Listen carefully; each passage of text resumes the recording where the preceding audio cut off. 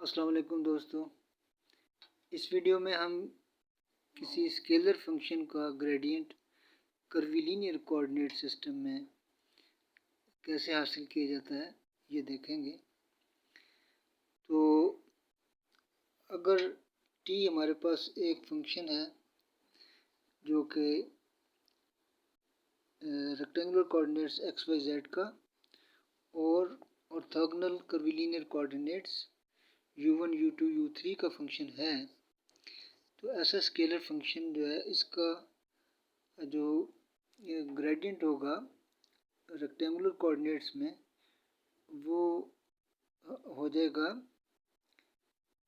Del t बराबर है curly t by curly x i plus curly t by curly y j plus curly t by curly z के। इसमें आई जे और के जो हैं ये यूनिट वेक्टर्स हैं। आई जो है वो एक्स एक्सिस के अलॉन्ग यूनिट वेक्टर है, जे जो है वाई एक्सिस के अलॉन्ग यूनिट वेक्टर है और के जो है जेड एक्सिस के अलॉन्ग यूनिट वेक्टर है। तो ये जो ग्रेडियंट ऑफ टी है इसको हम ऑर्थोगोनल कर्वीलिनियर कोऑर्डिनेट्स में मालूम करना चाहते हैं।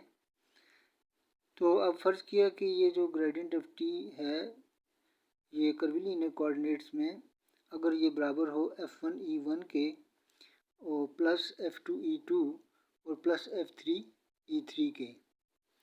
इसमें e1 e2 और e3 ये यूनिट वेक्टर्स हैं और e1 जो है ये u1 कर्व के अलॉन्ग यूनिट वेक्टर है, e2 जो है वो u2 कर्व के ऊपर यूनिट वेक्टर है और e3 जो है वो u3 कर्व के अलॉन्ग यूनिट वेक्टर है।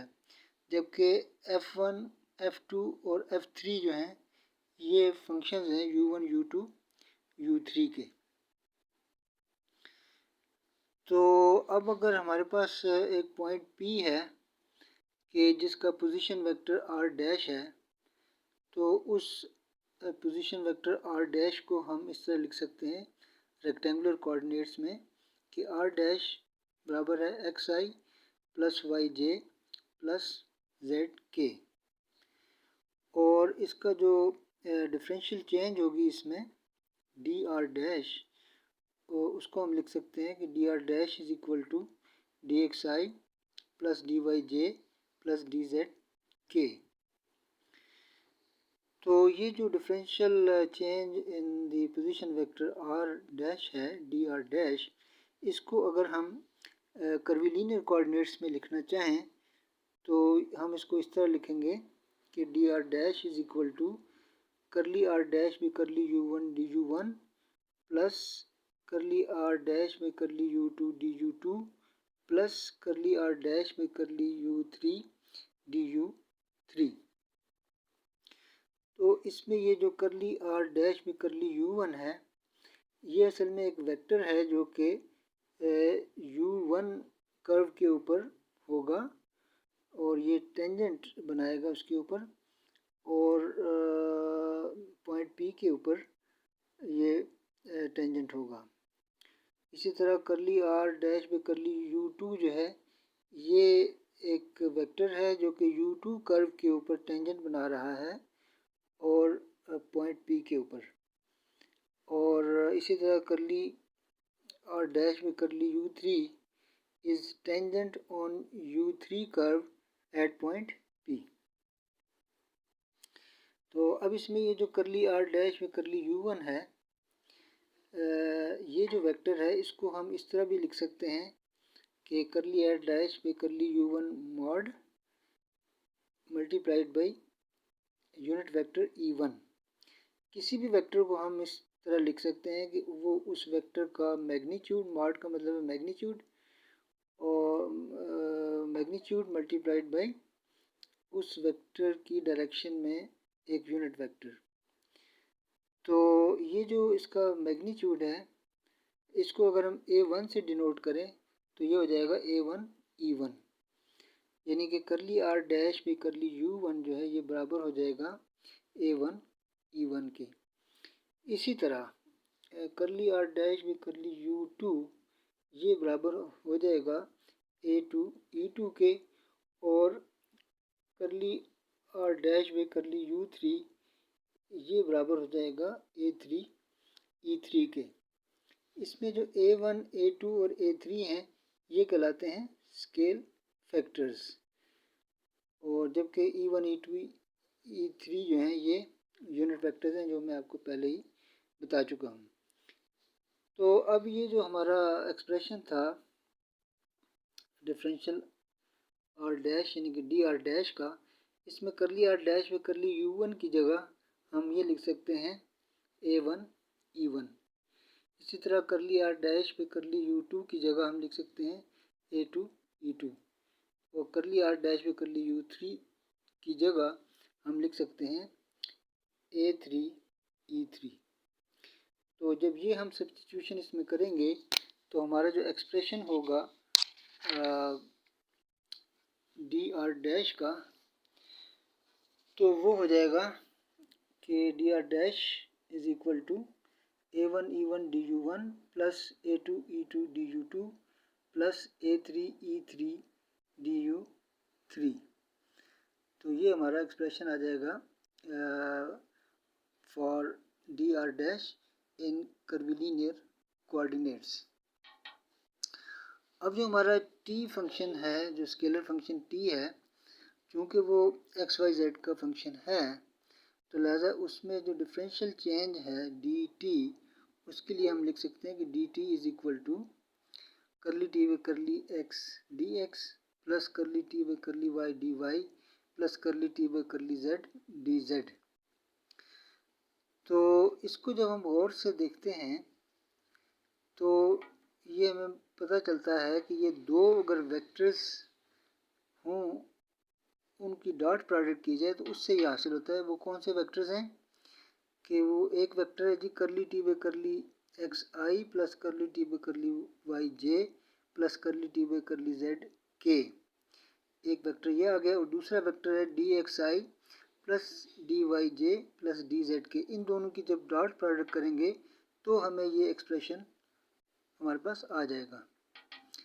तो अब ये जो वेक्टर है ये हम देखते हैं कि ये वाला जो वेक्टर है ये असल में है gradient of T in rectangular coordinates, और जो ये वाला वेक्टर है ये है डी आर डैश इन रेक्टेंगुलर कोऑर्डिनेट्स। तो लिहाजा ये जो डी टी था ये बराबर होता है, हमें ये पता चल गया कि डी टी जो है ये बराबर होता है gradient of T dot D r dash. तो रेक्टेंगुलर कोऑर्डिनेट्स के लिए अगर ये ट्रू है तो कर्वीलिनियर कोऑर्डिनेट्स में भी ये ट्रू होगा। इसलिए अब हम इसी चीज़ को कर्वीलिनियर कोऑर्डिनेट्स में लिखेंगे कि डी टी जो है ये बराबर है, ये जो ग्रेडियंट ऑफ टी था उसको हमने एज्यूम किया था कर्वीलिनियर कोऑर्डिनेट्स में F1 E1 plus F2 E2 plus F3 E3, तो हम वही रखेंगे। और डी आर डैश जो था ये हमने कर्वीलिनियर कोऑर्डिनेट्स के लिए यहाँ हमने हासिल किया था A1 E1 DU1 A2 E2 DU2 और A3 E3 DU3, इसको हम यहाँ रखेंगे। तो ये जो दो वेक्टर्स हैं इनकी जब हम डॉट प्रोडक्ट इसको परफॉर्म करेंगे तो हमारे पास ये डी टी का जो एक्सप्रेशन होगा वो आ जाएगा कि डी टी बराबर है A1 F1 DU1 plus A2 F2 DU2 plus A3 F3 DU3। तो ये डी टी का एक्सप्रेशन आ गया इन कर्वीलिनियर कोऑर्डिनेट्स।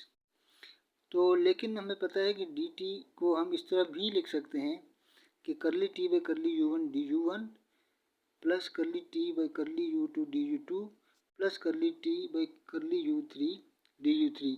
ये भी कर्वीलिनियर कोऑर्डिनेट्स में डी टी का एक्सप्रेशन है। तो ये दोनों चूँकि कर्वीलिनियर कोऑर्डिनेट्स में डी टी के एक्सप्रेशन हैं, तो लिहाजा ये दोनों जो हैं एक ही चीज़ के एक्सप्रेशन हैं।